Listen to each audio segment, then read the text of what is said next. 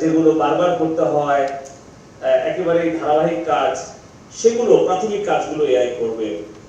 ক্যালকুলেটরের মতো 1 আর 1 2 হয়, এগুলো হিসাব কিতাব করে দেবে, কম্পিউটারের মতো দিবে। কিন্তু এখন দেখা যাচ্ছে যে এআই আস্তে আস্তে নিজেরা এত সক্ষম হয়ে উঠছে যে জেনারেটিভ পাওয়ার, নতুন নতুন কিছু তৈরি করা, যে সৃজনশীল কাজগুলো করার যে সক্ষমতা তৈরি হচ্ছে, এটা কিন্তু আসলেই একটা ভয়ঙ্কর দৈত্যে পরিণত হচ্ছে।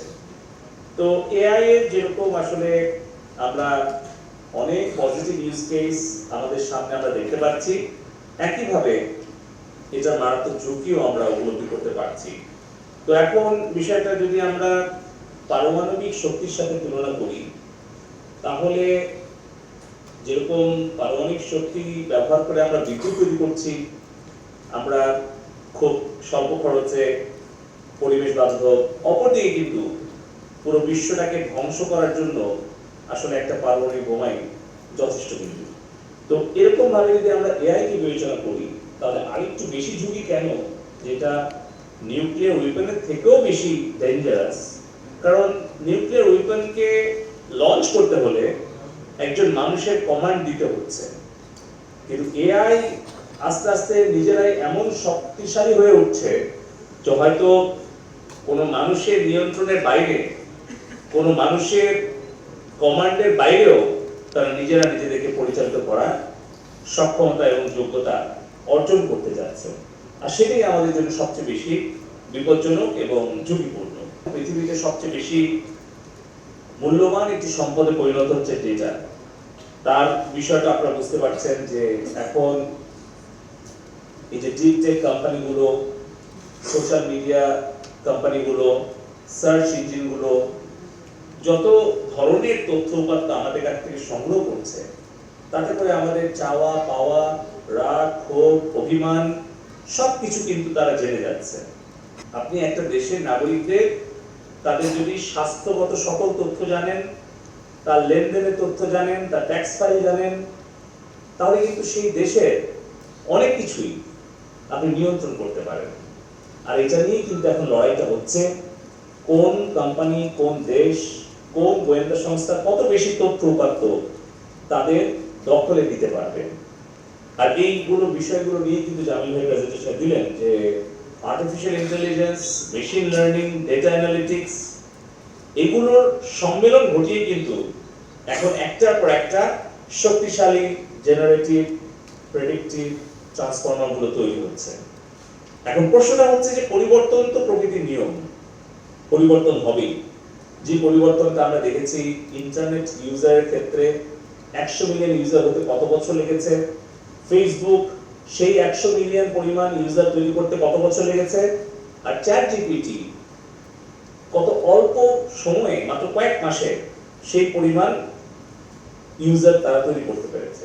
চতুর্থ শিল্প বিপ্লবের সবচেয়ে মারাত্মক যে ঝুঁকি, সেটা হচ্ছে যে ব্যাপক পরিবর্তন খুব দ্রুত হচ্ছে।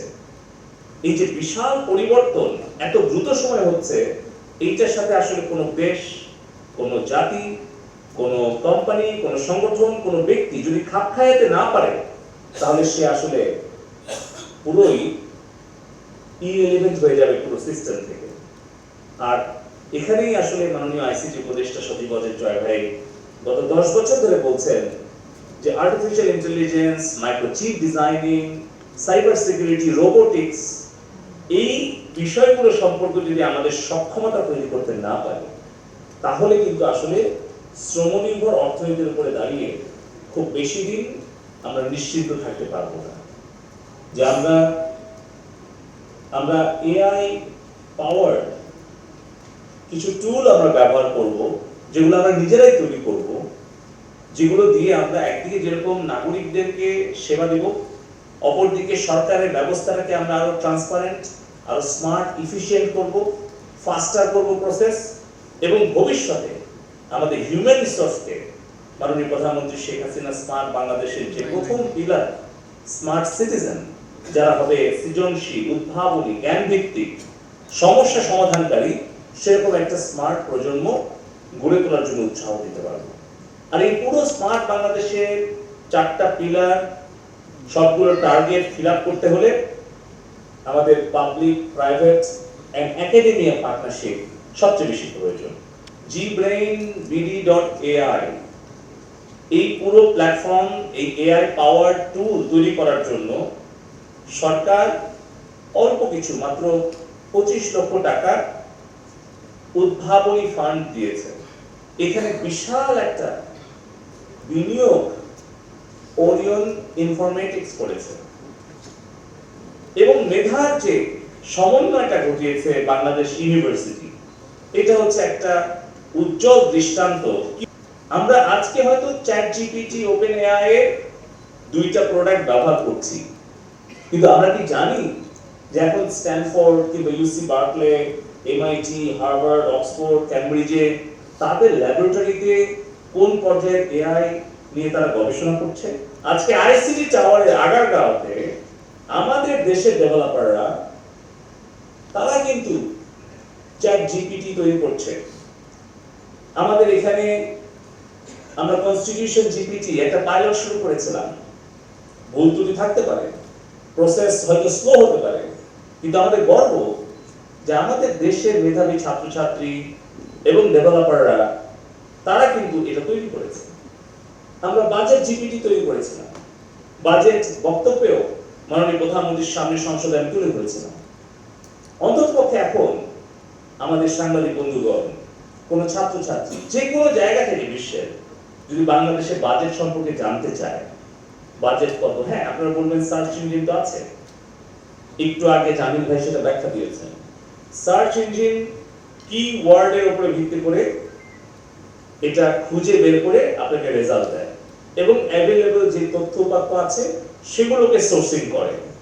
কিন্তু আমাদের যে জেনারেটিভ প্রেডিক্টিভ ট্রান্সফর্মার, যেটা কনস্টিটিউশন জিপিটি কিংবা বাজেট জিপিটি, তারা কিন্তু নিজেরাই এটাকে প্রেডিক্ট করে, তারপরে সার্চ করে, তারপর অর্গানাইজ করে, তারপর কিন্তু রেজাল্টটা জেনারেট করে আপনাকে দেয়। এই যে জেনারেটিভ পাওয়ারটা, এটা যত বেশি প্রসেসিং পাওয়ার আমরা পাবো, আমাদের জিপিইউ ইতিমধ্যে আমরা ন্যাশনাল ডেটা সেন্টারে আমরা সেট আপ করেছি। আমাদের এখানে বাংলাদেশ কম্পিউটার কাউন্সিলের একদম ছেলে মেয়ে কাজ করছে, মেধাবী ছেলে মেয়ে। এখন আমরা ফিউচারে ক্লাউডে চলে যাচ্ছি। ইতিমধ্যে আমরা ওরাকলের গভর্নমেন্ট ক্লাউড নিয়েছি, কিন্তু ওরাকল আমাদের প্রেমিসেসে কিন্তু আমরা সেট আপ করেছি। অর্থাৎ যেই ধরনের সেবা নিতে আগে সিঙ্গাপুরে আমাদের তথ্য হোস্ট করতে হতো, সেই একই ধরনের কিন্তু বিশ্বমানের ক্লাউড এখন আমাদের নিজস্ব টিয়ার 4 ডেটা সেন্টারে আমরা সেট আপ করেছি। আমাদের ন্যাশনাল ডেটা সেন্টারে এখন আমাদের এই gbrainbd.ai অল্প কিছুদিনের মধ্যে আমরা এটা ট্রান্সফার করে সম্পূর্ণ gbrain আমাদের ন্যাশনাল ডেটা সেন্টারে আমরা হোস্ট করব, আমরা প্রসেস করব, আমরা ডেভেলপ করব। ফার্দার আপগ্রেডেশন, আমরা যেই প্ল্যাটফর্ম নিয়ে কথা বলি না কেন, আমাদের ডেটাগুলো কিন্তু দেশের বাইরে চলে যাচ্ছে। যত মিটিং, যত ভিডিও কন্টেন্ট, এভরিথিং, যত কমিউনিকেশন, আমাদের কিছু ক্লাসিফাইড এক্সক্লুসিভ মিটিং এর জন্য আমাদের ডেটাগুলো নিজের ডেটা সেন্টারে হোস্ট করার প্রয়োজন দেখা দিয়েছিল।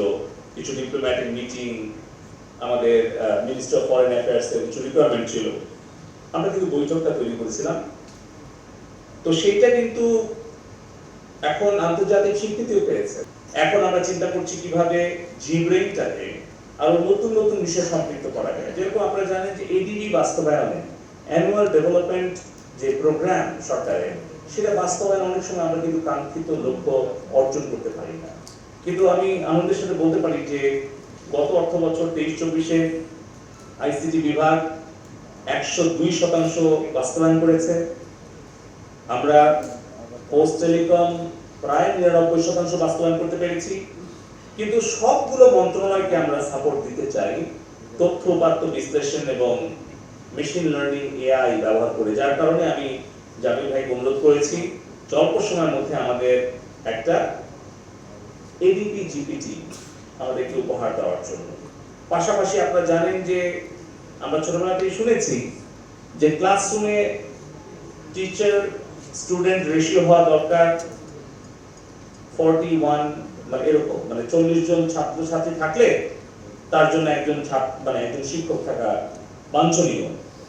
কিন্তু এআই আমাদেরকে সুযোগ করে দিয়েছে এই শিক্ষার বৈষম্য দূর করে একজন ছাত্র বা ছাত্রীর জন্য ইচ্ছা করলে আমরা 40 জন শিক্ষক আমরা কিন্তু নিয়োগ করতে পারি।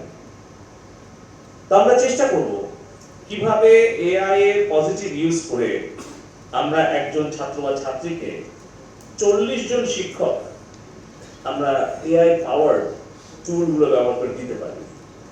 আমরা জানি মূল্যায়ন পদ্ধতি এত কঠিন, বর্তমান যে সৃজনশীল পদ্ধতি, শিক্ষকদের পক্ষে এই 5 কোটি ছাত্রছাত্রী মানে যারা বিশ্ববিদ্যালয়ে মাধ্যমিক, নিম্ন মাধ্যমিক, প্রাথমিক পর্যায়ে আছে, এই মূল্যায়ন করাটা কিন্তু একজন হিউম্যান বিইং, একজন টিচারের পক্ষে, মানুষ টিচারের পক্ষে সম্ভব না। সেই কারণে আমরা কিন্তু আইসিটি বিভাগ, এটুআই মিলে আমরা নৈপুণ্য নামে একটা এআই পাওয়ার মূল্যায়ন টুল তৈরি করে আমরা শিক্ষা মন্ত্রণালয়কে দিয়েছি। এরকম ধরনের অনেক ইনভেস্টমেন্ট জিপিটি, হেলথ জিপিটি, শিক্ষা, স্বাস্থ্য, বিনিয়োগ ক্ষেত্রে একটা বৈপ্লবিক পরিবর্তন আনার সম্ভাবনা আছে, সুযোগ আছে এই আর্টিফিশিয়াল ইন্টেলিজেন্স ব্যবহার করে। সেগুলো সবগুলো আমরা করব। পাশাপাশি শুধুমাত্র বিশ্ববিদ্যালয় বা ঢাকার বা বিদেশ থেকে পড়াশোনা করে আসা না, আমাদের যাতে নিম্ন মাধ্যমিক মাধ্যম ফ্রন্টিয়ার টেকনোলজিস, যেটা আমাদের সংক্ষেপে আমরা বলছি SIFT, SHIFT মানে শিফট, এই যে পুরো পৃথিবী একটা অর্থনৈতিক এবং সামাজিক শিফট হতে যাচ্ছে আগামী 15 থেকে 20 বছরে। আর ফ্রন্টিয়ার টেকনোলজিস আপনারা জানেন যে 10 থেকে 15 বছরের যে টেকনোলজিগুলো সোশিও ইকোনমিক্যাল চেঞ্জ করে, সেটাকে প্রাধান্য দিয়ে আমরা এই SHIFT শিফট আমরা ডিজাইন করেছি, যেটা ল্যান্ড ডেভেলপমেন্ট হয়ে গেছে, রিসার্চ বেসড, একবারে প্রজেক্ট বেসড, ফ্লিপড ক্লাস এবং ভিন্ন ভিন্ন ধরনের নতুন ধরনের একটা নলেজ ইকোসিস্টেম তৈরি করার জন্য আমরা ওখানে প্রথমে ক্লাস 6 থেকে 12 শুরু করব। পরে আমাদের বিভিন্ন বিশ্ববিদ্যালয়ের সাথে কোলাবোরেশন, দেশি বিদেশি গবেষক, উদ্ভাবক সকলের কোলাবোরেশনের মাধ্যমে একটা লাইফ লং লার্নিং সিস্টেম আমরা ওই 70 একর জায়গায় করব, যেটা আমাদের প্রান্তীয় নেত্রীর নামে আমরা করেছি Sheikh Hasina institute of frontier technology, যেটাকে শিফট আমরা বলছি। যেখানে একজন 13 বছরের কিশোরী, সেও যে রোবোটিক্স শিখবে, যার প্যাশন আছে, আবার একজন 60 বছরের বৃদ্ধ কিংবা মধ্যবয়সী, এখন তো 60 বছরের কেউ বুড়া হয় না, কারণ এখন তো দেখি যে 80-90, হয়তো আরো 120 বছর হয়তো আমরা সামনে খুব সুস্থ হয়ে বাঁচতে দেখবো। তো সেই একজন রিটায়ার্ড পারসন, সেও হয়তো মনে করবে যে না, আমি তো ল পড়েছি কিংবা আমি অ্যাডমিনিস্ট্রেশন ছিলাম, এখন আমার এআই নিয়ে খুব আগ্রহ, আমি একটু জানতে চাই, 6 মাসে একটা কোর্স করতে চাই, সেও যে ওখানে সুযোগটা পাবে। সো এই ধরনের একটা ফিউচারিস্টিক, রিয়েলিস্টিক একটা স্মার্ট অ্যাপ্রোচ নিয়ে আমরা শিফট ডিজাইন করছি। আশা করছি 28 সালের মধ্যে আমরা এটা একদম ফাংশনাল করতে পারবো, যেখান থেকে আসলে 41 সালের ফিউচার লিডাররা বের হবে, যারা বিশ্বকে নতুন নতুন কিছু উপহার দেবে। তা আমার বক্তব্য দীর্ঘক্ষণ মনোযোগ দিয়ে আপনারা শুনেছেন, তার জন্য কৃতজ্ঞতা প্রকাশ করে আমার বক্তব্য এখানে শেষ করছি। আশা করছি যে এই যে gbrainbd.ai, এটা আমরা 3টা জিপিটি দিয়ে যাত্রা শুরু করলাম, কিন্তু ধীরে ধীরে আমরা প্রয়োজনীয়তা তাগিদে আমাদের সেবাগুলো আরো বাড়াতে থাকবো। আমার একটা ব্যক্তিগত অনুমান, আমি জানি না সঠিক কিনা, হয়তো জামিল ভাই ভালো বলতে পারবেন, বর্তমানে যে ওয়েবসাইটের ধারণা বা বর্তমানে যে সার্চ ইঞ্জিনের ধারণা, আগে হয়তো আমরা সার্চ ইঞ্জিন খুব একটা ব্যবহার করতাম না, কিন্তু গুগল এখন আমাদের কিন্তু রেগুলার পার্ট অফ লাইফ হয়ে গেছে, তাই না? যে কোনো কিছু হলে গুগল করে দেখি কি হচ্ছে, কি জানা দরকার। আমার ধারণা যে খুব অদূর ভবিষ্যতে সার্চ ইঞ্জিনের জায়গাটা আসলে জিপিটি, এআই দখল করে নেবে। তো যেটা ভবিষ্যতে হবে 5 বছর বা 10 বছর পরে, সেটা অবশ্যই বাংলাদেশে আমরা আজকেই করতে চাই। আমাদের স্মার্ট বাংলাদেশের ভবিষ্যৎ প্রজন্মের কাছে আমরা উপহার দিতে চাই। তো সবাইকে আবারও ধন্যবাদ দিয়ে আমি আনুষ্ঠানিকভাবে আমাদের gbrain, যেটা gbrainbd.ai শুভ উদ্বোধন ঘোষণা করছি। আমাদের স্টার্টআপ জিপিটি শুভ উদ্বোধন করছি।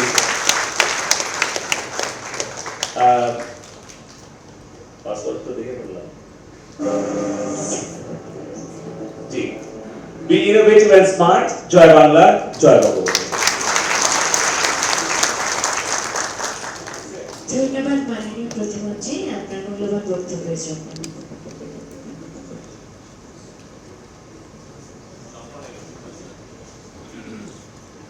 সম্মানিত সুধী, আমরা আমাদের আজকের অনুষ্ঠানে শেষ পর্যায়ে উপনীত হয়েছি। তবে শেষ করবার আগে আমি আরো একবার জানতে চাই, এআই ভিত্তিক চমৎকার এই জিবিটি প্ল্যাটফর্ম জি